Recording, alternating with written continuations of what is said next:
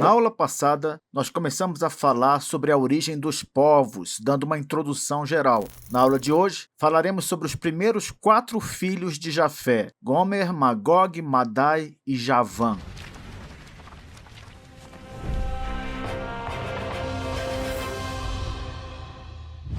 O que a descendência de Jafé nos revela? Nos revela a expansão da humanidade, uma verdadeira dispersão após o dilúvio, ocupando a maior parte da Terra. Entenda aí, a Europa inteira e a Ásia. A expansão de Jafé também é considerada como que uma referência aos povos gentios como um todo. Por quê? Porque os descendentes de Jafé, embora sejam gentios também como os africanos, os cananeus, os árabes, eles compõem o maior número de gentios. Então, quando se pensa na ocupação dos gentios com respeito ao mundo inteiro, a descendência primeiro que nos vem à mente deve ser a de Jafé. Veremos também aqui, nesse estudo, que um dos filhos de Jafé teve uma contribuição muito importante para a divulgação do Evangelho. Por fim, fecharemos a aula vendo que a descendência de Jafé fez parte de um cumprimento progressivo do plano redentor de Deus. Em outras palavras, falar dos filhos de Jafé não é só tratar de genealogia, é tratar da missão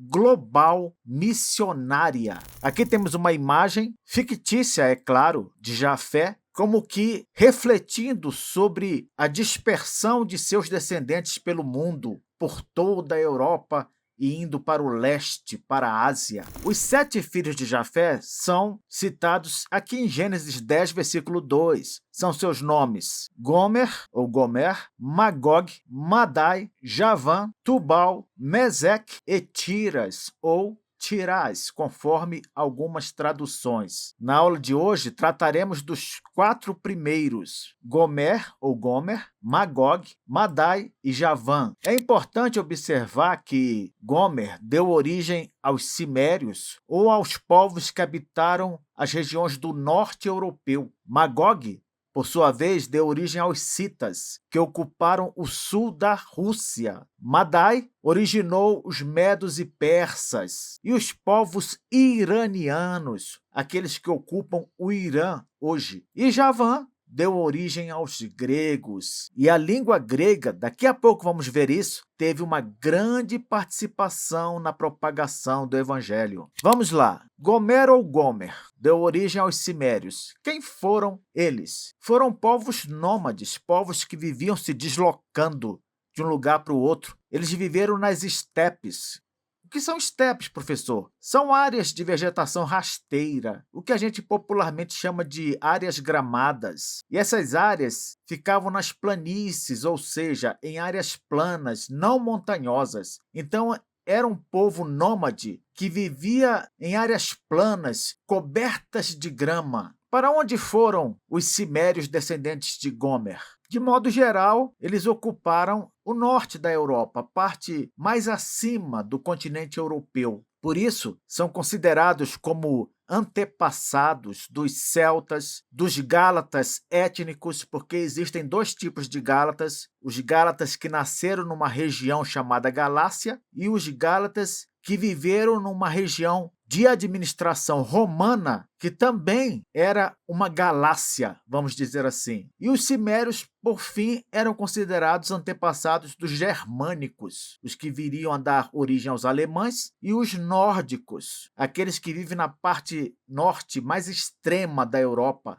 Uma coisa importante aqui é saber que os descendentes de Gomer, que seguiram para o leste, deram origem aos povos asiáticos. Isso mesmo, Gomer foi o filho de Jafé, do qual viriam os asiáticos, conhecidos popularmente como povos orientais. Aqui temos uma imagem dos cimérios. Era um povo que costumava criar cavalos, então viviam se deslocando, até porque eram nômades. Então o casamento foi perfeito, nômades com cavalos. Ninguém para esse povo, hein? Nessa outra imagem temos os cimérios indo para o leste, justamente para dar início aos asiáticos. Próximo filho de Jafé, Magog. Magog deu origem aos citas, um povo que habitou no sul da Rússia, na parte de baixo da Rússia, o país onde surgiria o primeiro governo comunista. O interessante sobre Magog é que há uma profecia bíblica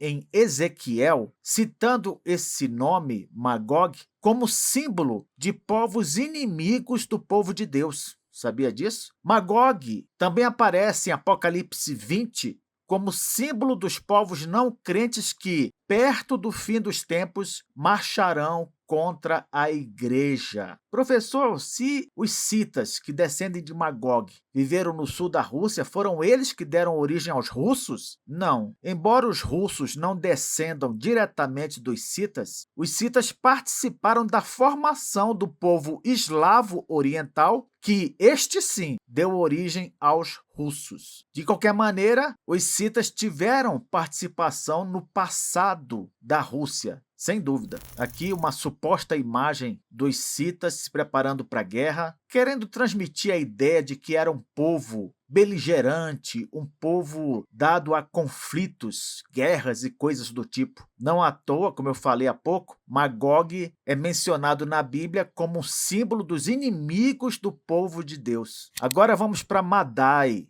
aquele que deu origem aos medos e persas. De fato, a palavra Medai em grego, ela vem diretamente desse hebraico Madai, e daí surgiu o nome Medo. Os descendentes de Madai ocuparam os planaltos do Irã moderno e a região do Vale do Cáucaso. O que é importante saber aqui é o seguinte: quando nós falamos em Medos, devemos entender que é o mesmo povo que é citado como fazendo parte do Império Medo-Persa. E por que Império Medo-Persa? Porque os medos e os persas eram povos que se relacionavam.